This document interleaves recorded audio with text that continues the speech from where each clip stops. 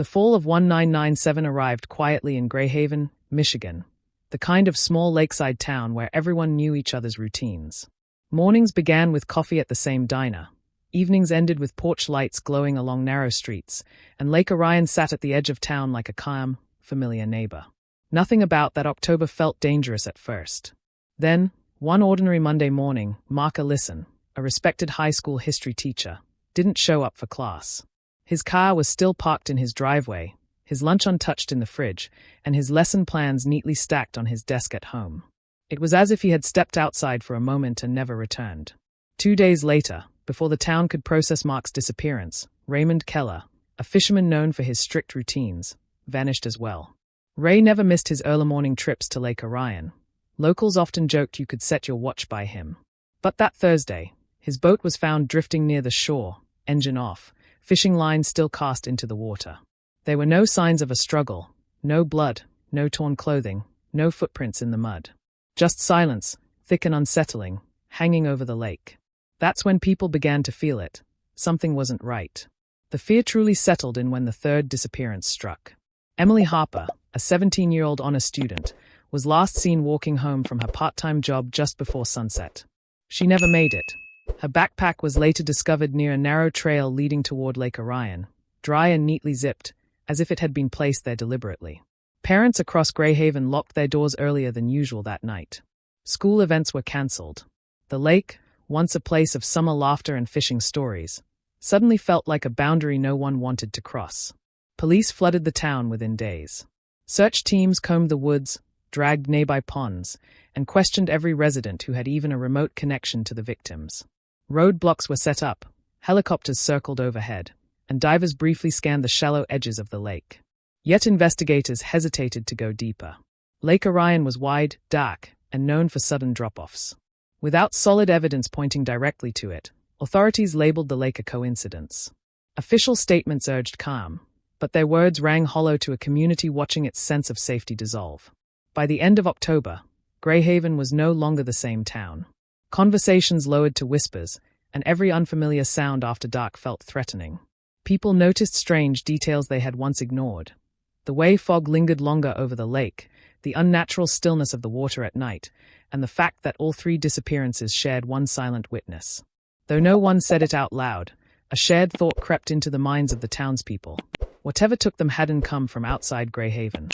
It had been there all along, watching, waiting. Long before the disappearances of 1997, Lake Orion carried a reputation that outsiders never noticed but locals quietly respected. By day, it looked peaceful, glass-like water reflecting pine trees and open sky. But at night, the lake changed. Elderly residents spoke of an uneasy stillness, a silence so complete it felt unnatural. Boats would sometimes be found untied in the morning, drifting far from where they had been secured, as if the lake itself had moved them. No one ever admitted to being afraid, yet very few people swam there after sunset. Stories about the lake were passed down in fragments, usually shared in hushed tones. Some claimed that during the 1920s, the lake had been used as a dumping site by bootleggers, a place where problems disappeared without questions. Others believed the land beneath the water once held abandoned structures, foundations of buildings torn down and flooded when the dam was built decades earlier. Divers who explored the lake in the 1980s reported seeing shapes that didn't match natural rock formations, but their accounts were dismissed as exaggerations or tricks of the light. There were also the lights. On certain nights, faint glows were said to appear beneath the surface, moving slowly as if searching for something. Teenagers dared each other to watch from the shore, timing how long the lights would last before vanishing into the dark depths. Some claimed the lights followed boats, keeping just enough distance to remain unseen up close.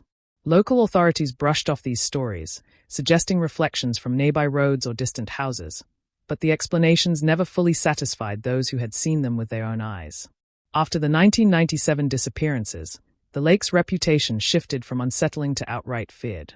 Fishermen stopped going out alone. Families cancelled lakeside picnics. A small wooden sign warning of unsafe conditions appeared near one of the trails, though no one could remember who put it there. Residents began to notice how quickly sound seemed to die near the water, how voices didn't carry the way they did elsewhere, swallowed by the open space and the heavy air above the surface. Despite the growing fear, officials continued to downplay the lake's significance. Reports mentioning Lake Orion were quietly filed away, marked as speculative or irrelevant. No long-term monitoring was approved, no deep-water searches authorized. To the rest of the state, it was just another quiet Michigan lake. But to the people of Grayhaven, it had become something else entirely, a place with a memory, a history that refused to stay buried, and a presence that felt far too aware for comfort. By early 1998, the urgency that once consumed Grayhaven began to fade from the outside world. State investigators were reassigned, media vans disappeared, and the missing persons flyers slowly peeled from store windows. Officially, the case remained open, but quietly it slipped into a category every family fears most: unsolved. Detectives admitted, off the record, that without bodies or witnesses, there was nowhere left to go. Leads dried up, tips turned repetitive, and the lake remained an unspoken subject during brief, uncomfortable meetings at the police station. For the families, time did not move forward the same way it did for everyone else. Birthdays passed without celebration. Chairs at dinner tables stayed empty. Each knock at the door carried a flicker of hope that quickly turned into dread. Parents of teenagers enforced stricter curfews, even years later, and no one could explain why the fear lingered so long after the headlines stopped. The town learned how to live with absence, but it never learned how to accept it. As the years went on, something strange began to catch the attention of those who lived closest to Lake Orion.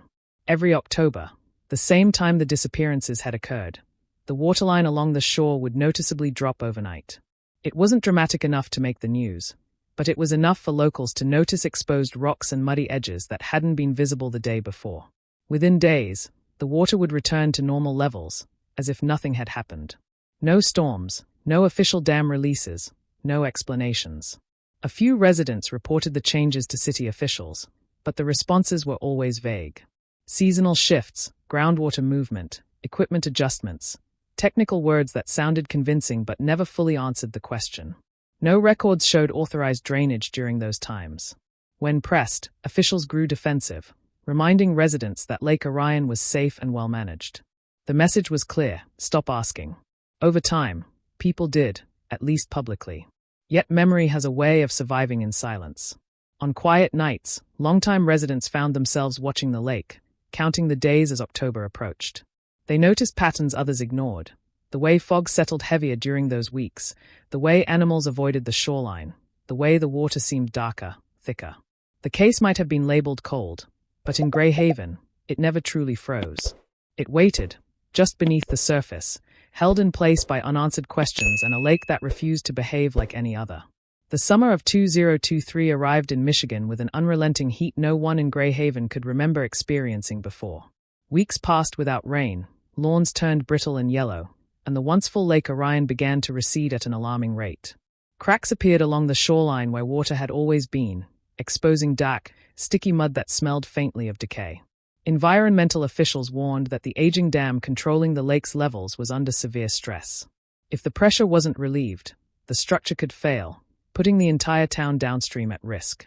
By mid-July, the decision was made to do something that hadn't been attempted in decades: drain Lake Orion completely. The announcement sent a quiet shock through the community. Older residents exchanged uneasy looks, recalling years of strange water fluctuations and unanswered questions.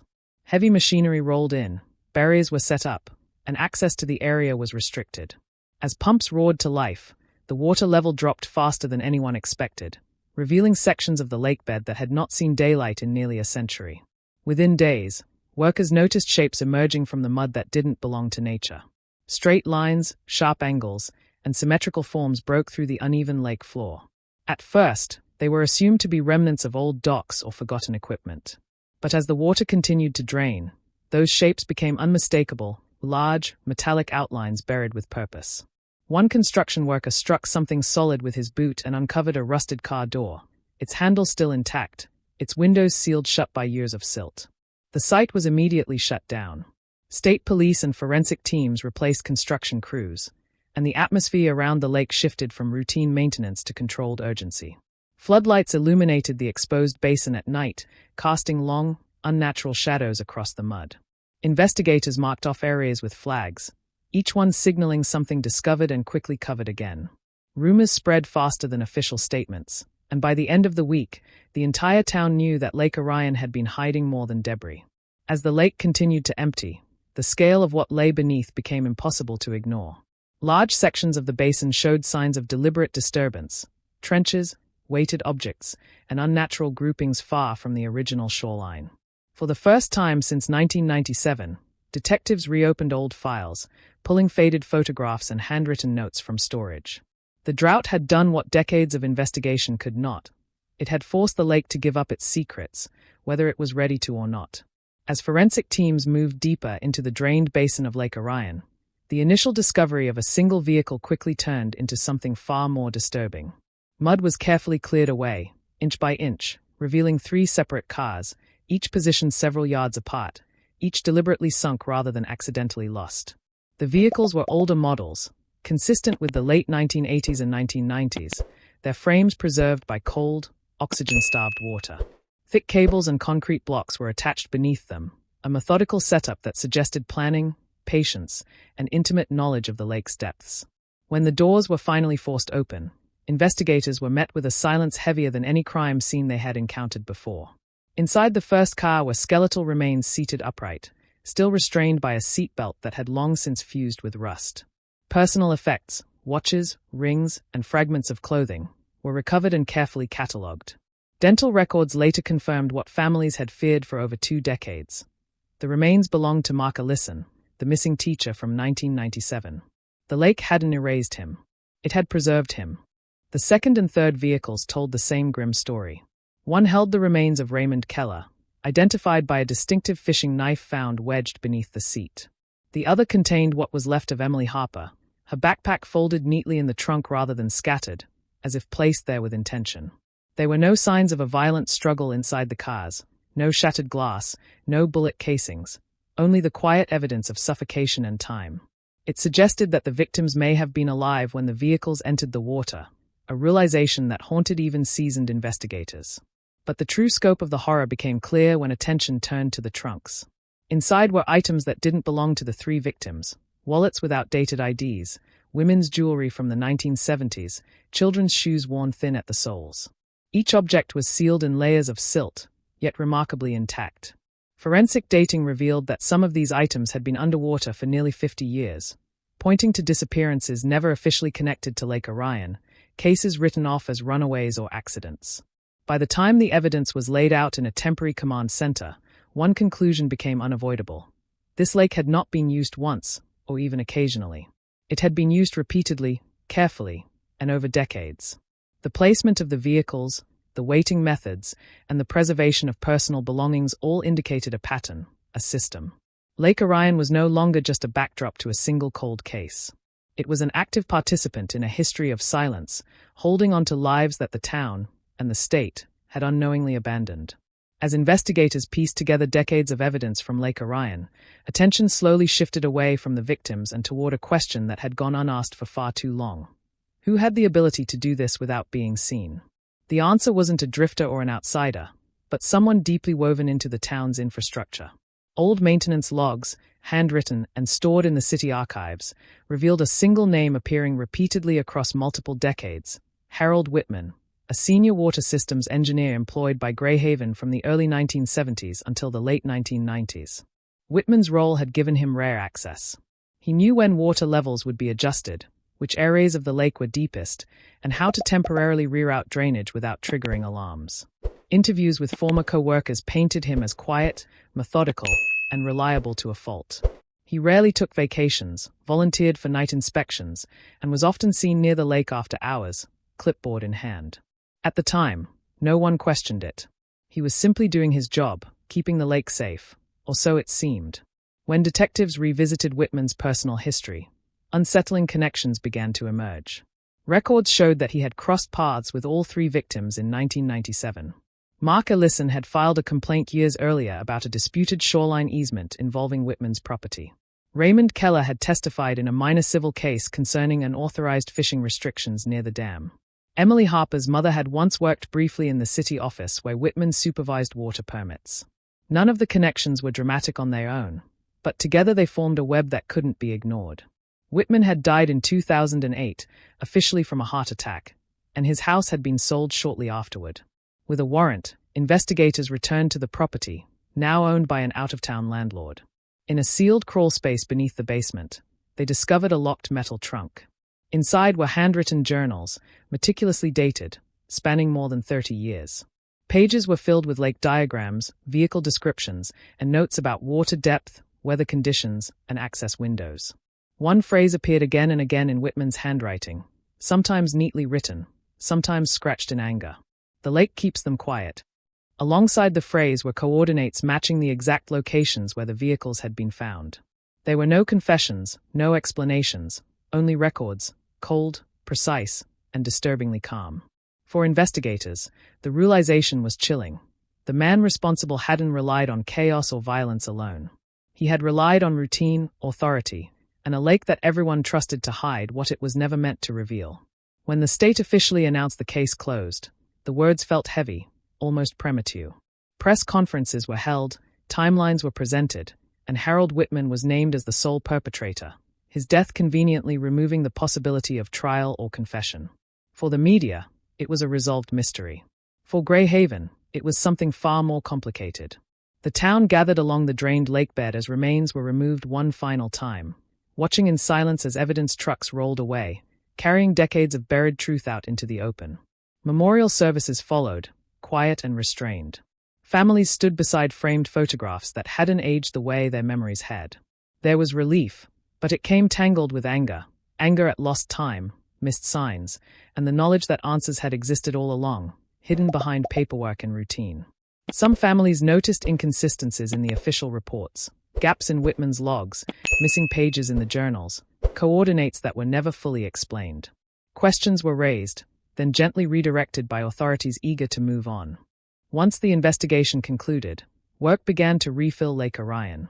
Fresh water flowed in, slowly covering the scarred basin and the marks left by heavy machinery. Divers were sent down one last time to ensure nothing remained. When they resurfaced, their expressions told a story they didn't put into words. Reports mentioned deep scratches along concrete supports near the dam, gouges that appeared recent, sharp, and deliberate. Engineers couldn't explain how they got there, only that they hadn't been documented before the lake was drained. In the months that followed, sonar equipment continued to register anomalies at the bottom of the lake, large, unmoving shapes that didn't match natural formations or documented debris. Officials labeled them harmless remnants and closed the monitoring program. But fishermen complained that their lines snagged on something heavy and metallic far below. Nighttime patrols reported echoes on their radios near the water, brief bursts of static that disappeared as suddenly as they came. Today, Lake Orion looks peaceful again, its surface smooth and reflective, just as it did before 1997. Children play near the shore, and new families move into homes with lake views, unaware of what once lay beneath. Yet longtime residents still avoid the water after dark. They know the lake gave up what it was forced to, not everything it held. And when the fog rolls in thick and low, there are those who swear the surface moves on its own, as if something below is shifting, restless, waiting, and unwilling to remain silent forever. The truth about Lake Orion didn't come to light because someone finally confessed. It surfaced because time, pressure, and nature itself refused to keep the secret any longer. A lake that once reflected the sky ended up reflecting the failures, the silence, and the trust misplaced for decades. Names were finally spoken out loud, remains were returned to their families, and a town was forced to confront what it had unknowingly lived beside for generations. But closure is not the same as peace. Grayhaven may have reopened the case files and lowered the flags, yet the unease never truly left. Every ripple on the lake now feels like a reminder that some places remember more than people do. The water may be calm, the surface restored, but beneath it lies a history written in silence. And so the lake remains, quiet, watchful, and full. Not full of water alone, but full of everything it was never meant to hold.